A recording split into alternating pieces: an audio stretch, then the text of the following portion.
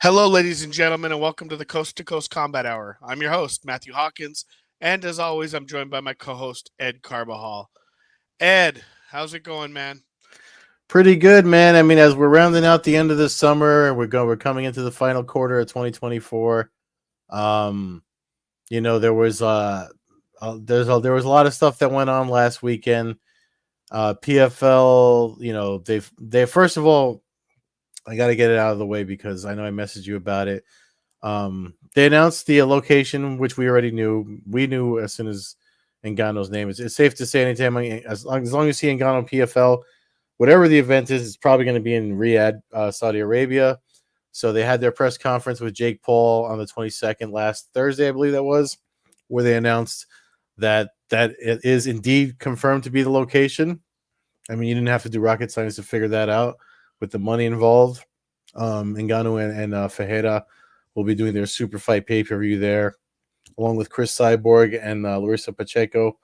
Cyborg didn't show up at the press conference, but she's sharing stuff, so I guess she's on board with them fighting over there. I know you had mentioned that she had in the past was kind of wanted to, which is smart if she fought in California because she'd bring in the numbers like you said like 2 episodes ago. But it is what it is. I think most of it in the past had to do with her doing like women's training and women's courses and all that stuff, and with Saudi Arabia's history of equal rights. I think that was it. Wasn't so much the crowd or the travel. I think that so maybe they Saudi Arabia's slowly coming around, so maybe And I know, they're going to use it to their advantage and help grow the rights for women out there and stuff. And I know Turkey. I always fuck up his name. You guys know who I'm talking about. The oil money guy, Turkey, whatever his name is. Al Shaks. I always mess up his name. But anyway, he even said something to that effect with the last when they had the card out there that the one that he did with Dana White recently.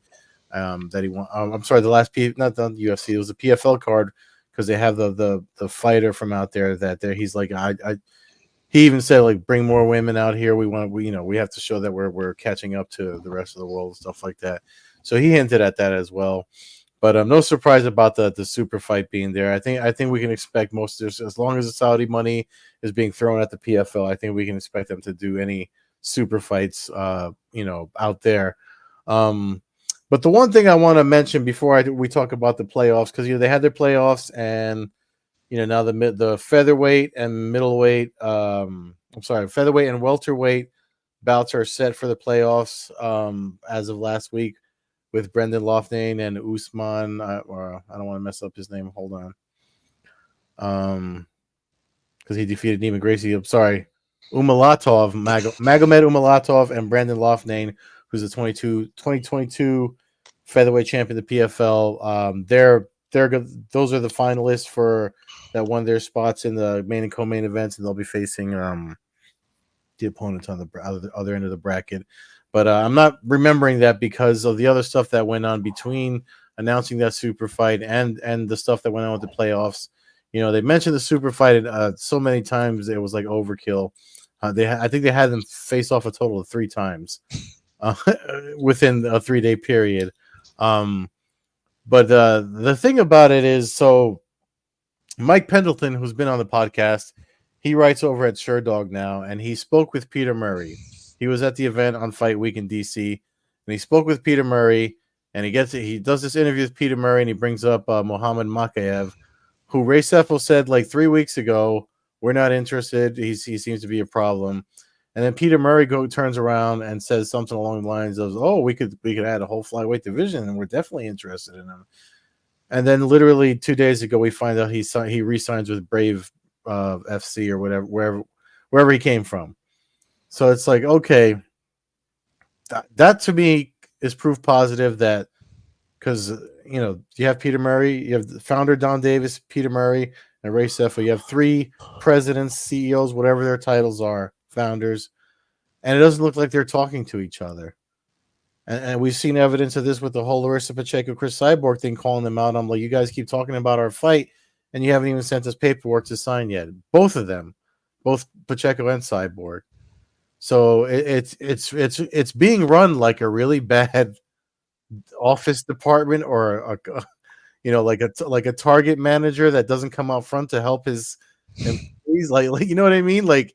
And that's kind of the vibe, and I won't say who, but the other fighters I've talked to when the Bellator BFL thing happened, that's the vibe that they've gotten. And now, as somebody on the outside looking in, that's the vibe. That whole thing just made me see, like, that's why Mess sent you the screenshot. I'm like, this is proof positive that no one's talking to each other over there. They're just sitting back and looking at the bank accounts, and it's being run like executives that are very disconnected from the fan base they're trying to reach. Yeah, I mean, yeah, I just, again, from day one, I just don't know. I think the reason that Ngannou has to fight in Saudi Arabia is because the PFL can't put on that fight in the U.S. Like, they literally either aren't capable financially, or don't have the wherewithal to put together an event the magnitude of that with only their vision or something. I can't quite pinpoint it. I mean, there's an event in San Diego in 2 weeks. We got a couple fights canceled today, which is always really cool. To lose two of the better fights on the card when you're already kind of a watered down version of what was once great. Yeah. So that I'll be going to one, so I won't even be making it to this one down the way for me. But I'm glad I made that choice, because the cards. I mean, is their main event good? Yes. Are there 2 or 3 good fights? Yes. But it's just, I there's no way it's not going to be a half empty arena. The atmosphere is going to be, it's just the last one I went to, they didn't even have the sound working properly. So even though I was 8 rows from the ring, I couldn't hear what, Michael C. Williams was even announcing. So just kind of, it seems like it's just a watered down, generic version of what we once loved in Bellator. I'm still wearing a shirt right now. But I don't know. You talk about the miscommunication between those guys. I keep getting a damn Don Davis tweet coming across my thing about, and it's an ad. MMA in the Olympics. Yeah, okay, so I'm not the only one. That's the thing. So, and Aaron Brunstetter called him out on this, so it's not just me that's noticing this shit. Aaron Brunstetter from TSN over up and our friends up north in Canada, he even said, like, don't you guys, you think you guys have spend your money better, like your marketing, instead of just paying for your already posted tweets to turn them into ads, which is something you can do, on any social network, turn any post into an ad. But it's like it's just like a generic, outdated post, and I mean, no one's noticing it. My thing is, like, it's a stupid post, also, because as much as I'd love to see MMA somehow be an Olympic sport, Don Davis couldn't sit down for an hour and a half with me and come up with any idea how that could actually work. How are you gonna have guys fighting multiple times in a week? You can't put headgear on them like you can in boxing. Yes, boxing, they don't all wear headgear now. They don't wear headgear, but it still is. What are we gonna have? 3 1-minute rounds with shin pads and elbow guards, and it's just, it really doesn't work unless you created a tournament that went up and maybe you just had the finals in the Olympics, and the Olympic trials actually began 8 months ago somewhere else. But the whole thing is it's just cheap. It cheapens the brand by seeing it come across as an ad. There's just no, it's just really, really, I don't know. I don't like anything they're doing, if I'm being just totally blunt about it. And that's the thing. It's hard to, and I'm day one. Folks that follow me in my work. I mean, I've been to so many of their events, covered so many of their events from back in the World Series of Fighting days before they reposition themselves to the PFL. I love the format. I think it's a great format for the sport. But the way that you're doing it, all this other shit that's going on, it's like, I mean, I don't. It just doesn't seem. On top of them not talking to each other, it just doesn't seem like they're listening to anyone, including the media. Like, you got guys like Nolan King and all people that write about it are publicly posting about how bad the pacing is, and we're still seeing the 90 Celsius commercials, and for no reason at all. Nobody in yeah. that arena wants it to be that long. The few people that go, nobody sitting at home wants it to be long.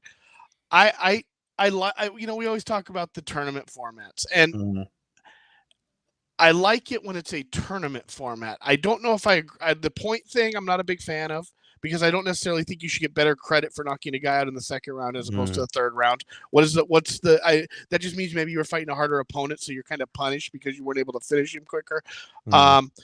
We've seen shady alternates and random changes, which once that happens, that throws everything. Yeah.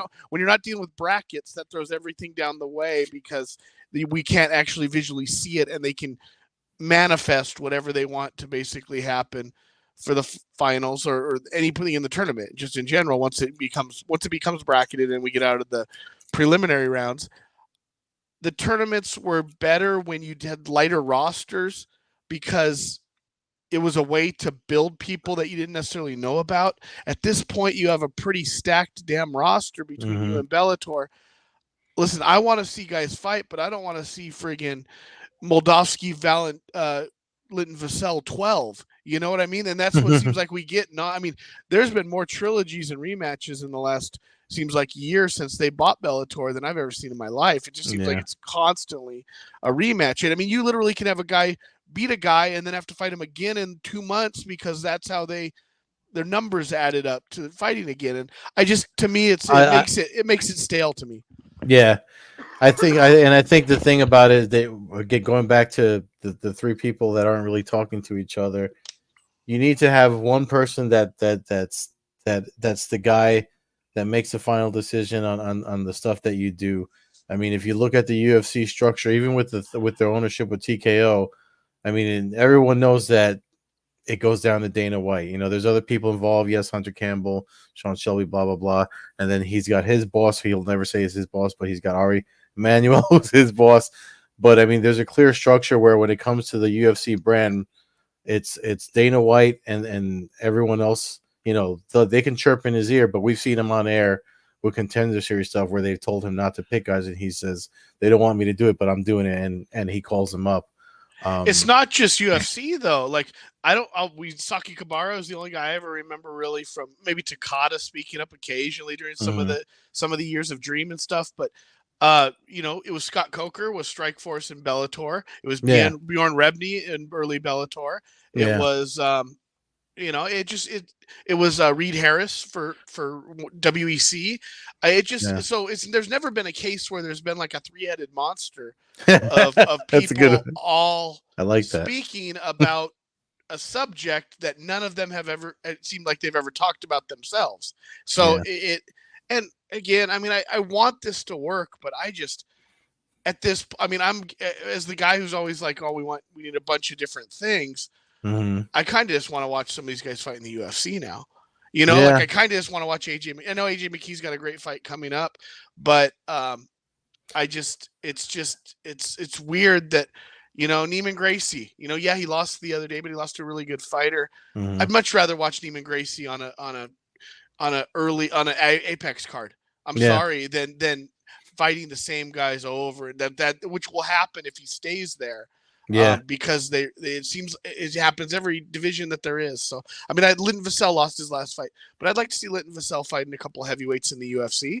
At this point, I'd rather see that because it's fresh, it's a new background. I don't even like the look of the PFL, if I'm being honest. The cage with Decagon, it's terrible for viewing live. It's more post than it's just, everything is just not, and we get the smart cage and all that. It's like, nobody cares about any of that stuff. If we had our way, we'd have a platform with no walls at all, and it'd be like Bloodsport if we had our way, But the people that my training partners actually commented on that this past weekend. They were just like, we compared it to a stock ticker. Watching it, it's like, why is there a stock ticker on screen, but you have all this extra data?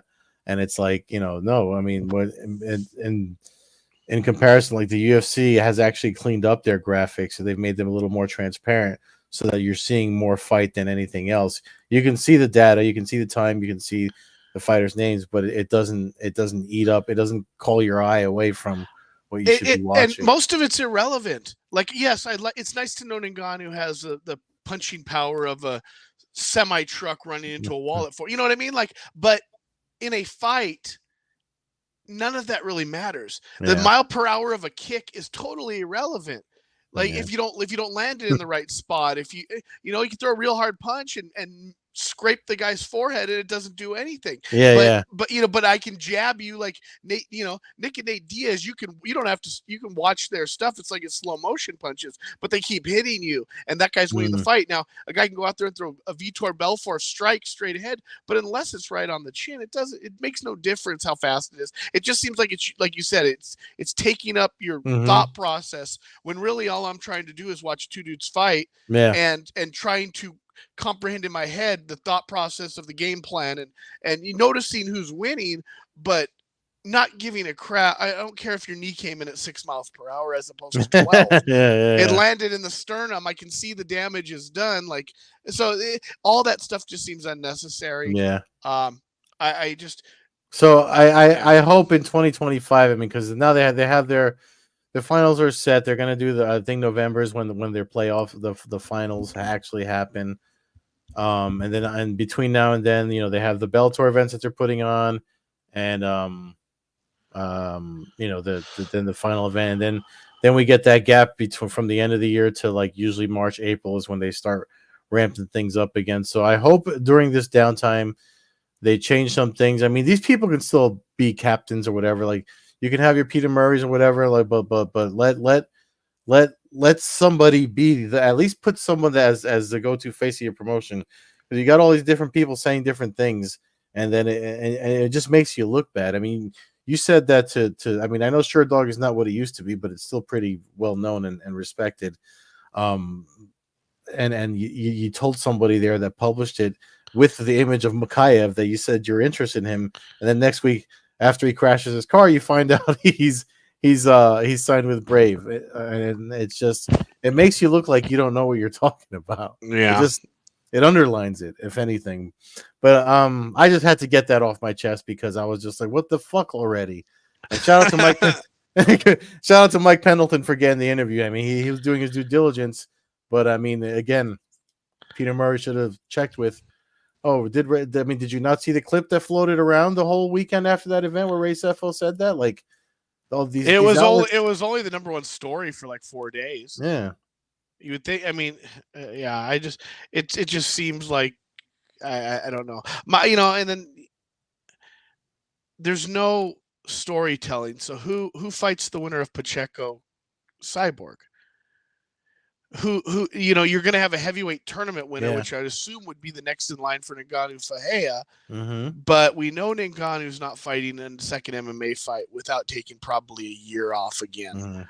Like, and I don't. Does this probably fulfills his whole duty to PFL? I mean, was it one? Because all we've ever heard is he's going to fight in the cage. We never heard he's going to fight 7 times or 6 times, or we got him on a 4-fight deal. It's always been one time. And he's in charge of the Africa division, and yeah. So I feel like he's fulfilling a duty just because he appears to be a really good man who's gonna fulfill his contract after they let him not travel, so much abroad, but they allowed him to go out and they allowed him to make buku amounts of money. So I think but I just don't know, there's a part of me that kind of is leaning wants Fahea to win just so that we can there is a chance for this to like keep moving. Like he can literally fight the next guy in 3 months, and we can kind of keep, and there's a chance for some momentum. Ngannou winning and becoming basically the heavyweight champion of PFL. At that point, I don't know where it goes from there because there's no challengers. This challenger was set up because he beat Ryan Bader, who had a decorated past with Bellator, allowing this to make some sense. But I don't know. I mean, obviously there's some good heavyweights, Popov, or the guy who's in the finals for the Team Fedor guy. He's obviously, he's beat Lynn Vassell, but I don't know. It just seems like it's a random. It's like an affliction card. I feel like we're just kind of getting we're getting a couple good fights, but it's not really going to lead anything Yeah. because there's just not enough steam behind the whole thing to keep it chugging along. But anyways, let's get off that. You had some good thoughts on the UFC card, which is a bit of a rarity for an Apex card. Yeah, exactly. I mean, that Apex card with Cannonier and Borrello got so much shit for being like mid-level or whatever. And if you didn't check, I mean, there's not for nothing. There's highlights that I don't think got enough love that should have. First fight on the card was I don't want to mess up her name. I actually have the results up here. Let me pull up. It's over here. Let me pull it up because we're gonna hear her name. I mean, she didn't get a bonus initially, and Dana White wasn't there, and he wound up giving it to her like on Sunday or Monday. Wang Kong, the first round knockout that she got over Victoria Leonardo. I know that was her debut. She was the chick with the Joker makeup on at the weigh-ins. Not for nothing. That if you wanted to make a statement in your debut, she's absolutely made it. She did the stuff with the fake makeup on social media, and then she got knocked out like that. I mean, if you're not paying attention to her, you know, if you weren't before that because of the card she was on, you definitely are now. The other one I feel like he didn't get with the tough 32 featherweight finale winner, Marion Santos. The knockout in round 2 that he got over Con Olfi, I feel like that didn't get enough love on the internet.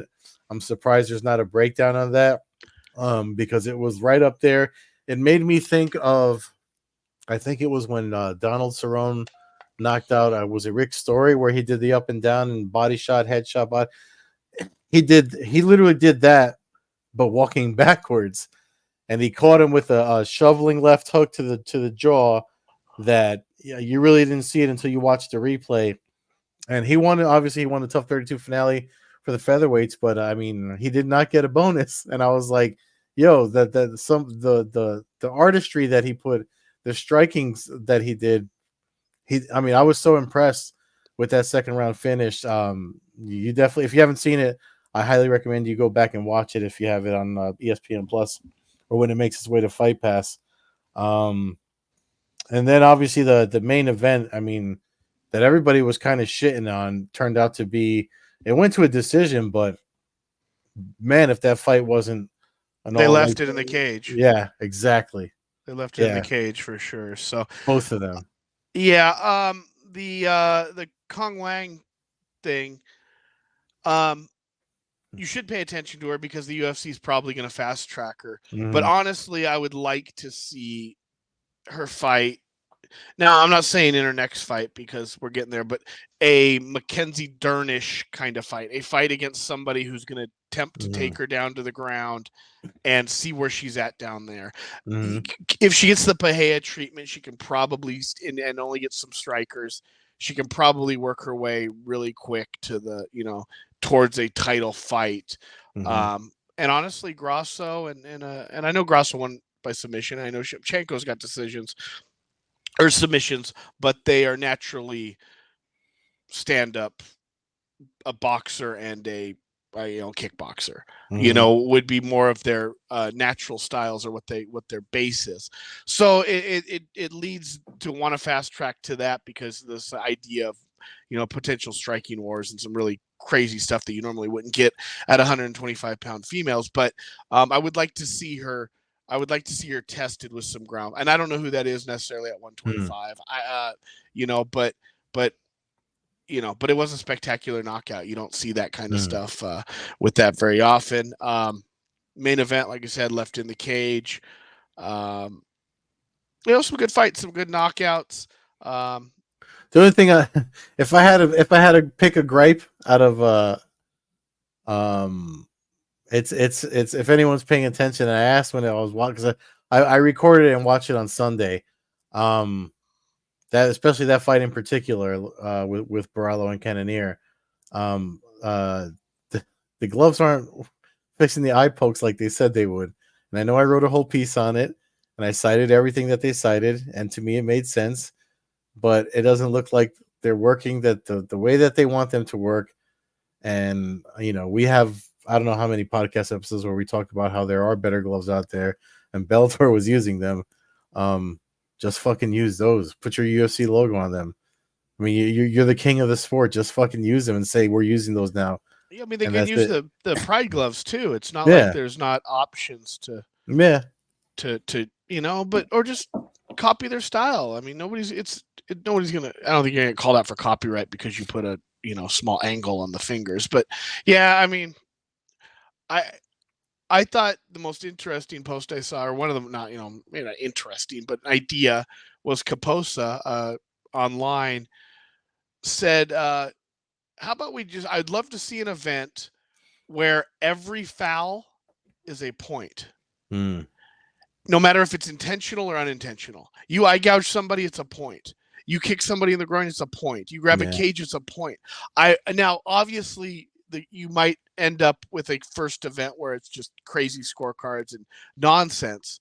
But I wonder how careful these fighters would be with their fingers if they knew they didn't get 3 chances. That's it. I mean, you could. If I put a gun to your head, could you name 5 times points were taken away for an eye poke? Yeah, no. No, I mean, no, not really, right? Like we might be able to sit down and over all time in eternity think of all the guys who had giant, terrible eyes, and maybe got some, maybe the Matthews, Jing Ling.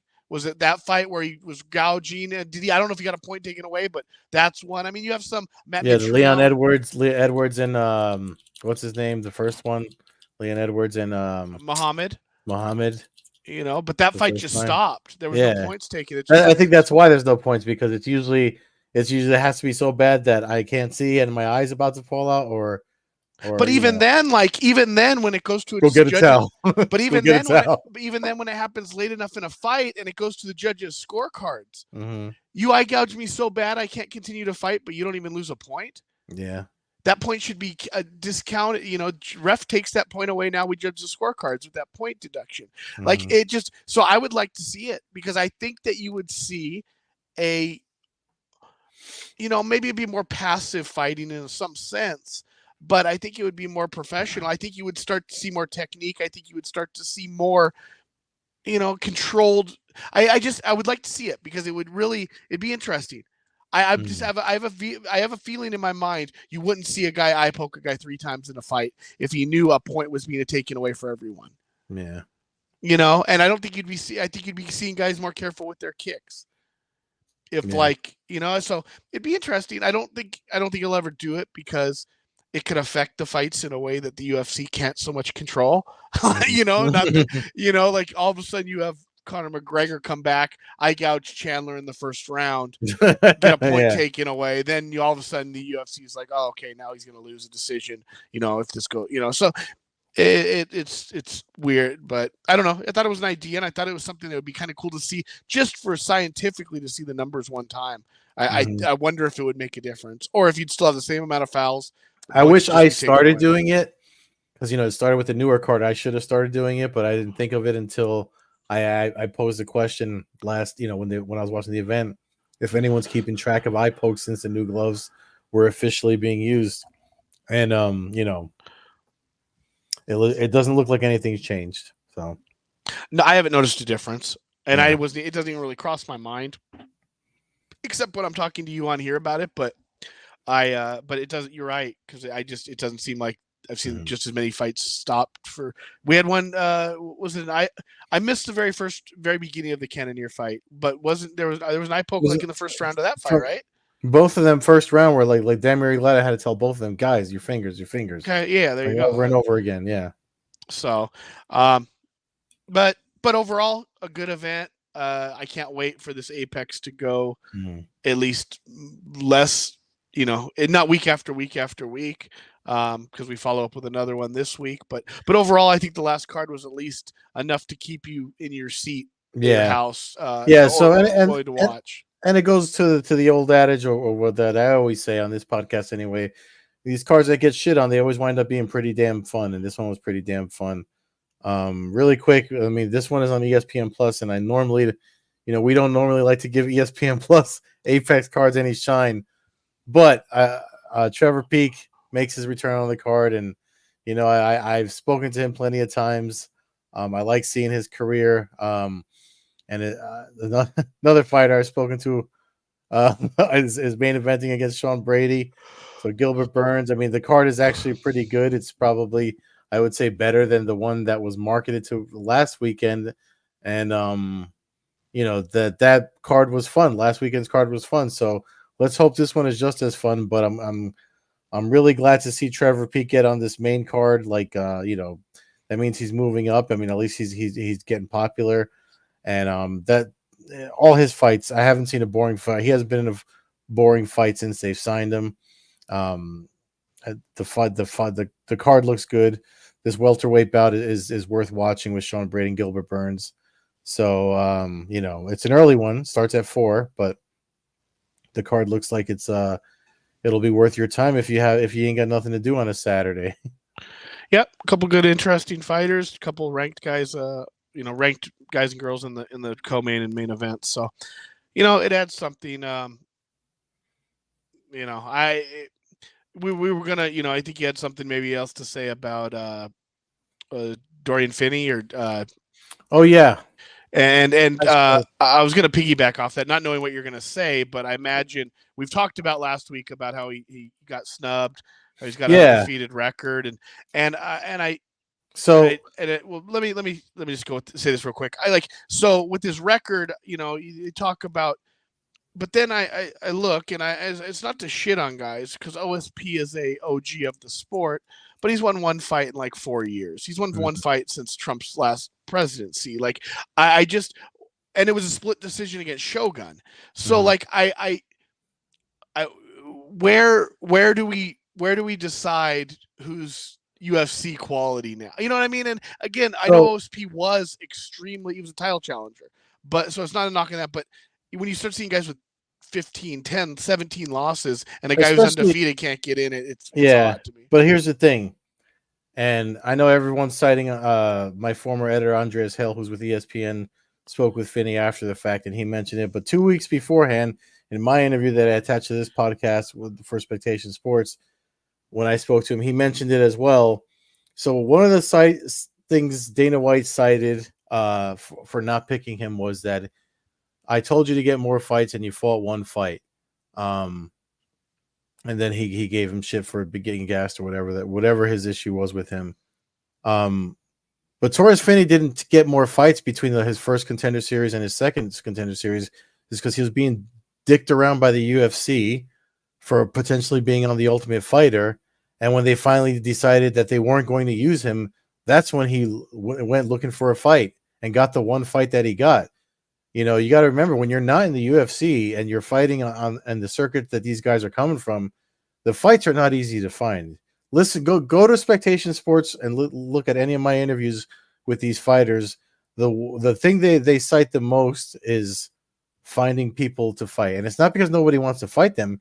It's because there's people that have different ideologies about, you know, because they all want to fast track themselves into the Contender Series. Austin Bashi is going to be on next week's Contender Series. This kid's 12-0. He's been fighting since he was 19 years old. He's 22. It took him 2 years and 12 fights to get on the Contender Series. So, but and here's the crazy thing, right? So he's been one of the main prospects in all of MMA for like the last 3 years. If he fights the way he normally fights, he's not going to get picked. Yeah. Because he's a wrestle heavy, grind you out and beat you up kind of guy. But unless he gets a finish, unless they put him in there with a who he can finish or really do, you know, really make an exploit big time. If he has a 3-round decision win, it's likely not to be something where you're watching a ton of highlights at the end of the night. Yeah. You know, so it's GSP would not have been selected to be in the UFC. I mean, like that's towards the end of his career. Yeah. I mean, sure. post Matt Serra. Yeah. You know, like because on his way up, he was something. Yeah, else. when he was fighting Jay Heron and the Carl, you know, those guys, it was violence. But then once he got his chin checked, then he went, you know, a little bit more safety mode. But but a lot of guys just a lot of the big heavy wrestlers, and we all want excitement, but more than I want excitement, I want to know who the best fighter in the world is. That's what I got into this whole thing to see about, was who the best fighter in the world is, and so to not to be holding people back because they're not super exciting when we're not doing a pay-per-view once every 4 months. Yeah. You have so many fights that you can't give the guy a shot on the prelims of an Apex card. But so the way he ended his little rant, because we were recording our podcast when this happened. So when I finally got to see what Dana White had to say about why he didn't pick Torres Finney's, I mean, he cited the thing about fights, and then he said, he looked at him and he said, "I'll see you soon." Halo. I'm like, are you gonna continue to drag this poor man along, and with dangling a contract in front of him, expecting him to come running? Because that's what's going to happen. Mm-hmm. Khamzat Chimaev is going to get sick, and they're going to say, "Oh, Torres Finney's going to come fill in. He's 9-0, and here's all the hype stuff that we have on him from when we had on Contender Series." Yep, and they'll play his knockout win from the Contender Series over and over again, saying how exciting of a fighter he is. Yeah, and then he'll come in and he'll come in on short notice and have to cut weight and lose to whomever was ready to fight just so he can get in there and get his foot in the door. And probably, I mean, I'm not wishing anything bad on Torres Finney because I like the guy a lot. I mean, I'm saying all this because he should have gotten the contract. I'm pissed that he didn't get a contract. I know he's very, he's a man of faith and he believes in his purpose and stuff like that.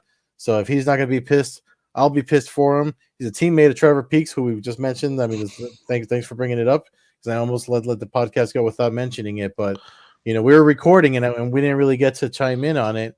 And when I heard that was the reason, he literally told me that 2 weeks before. If you watched towards the end of the interview, he talks about the Ultimate Fighter thing and the whole thing, how he was nervous about because he got they said no to him, Ultimate Fighter.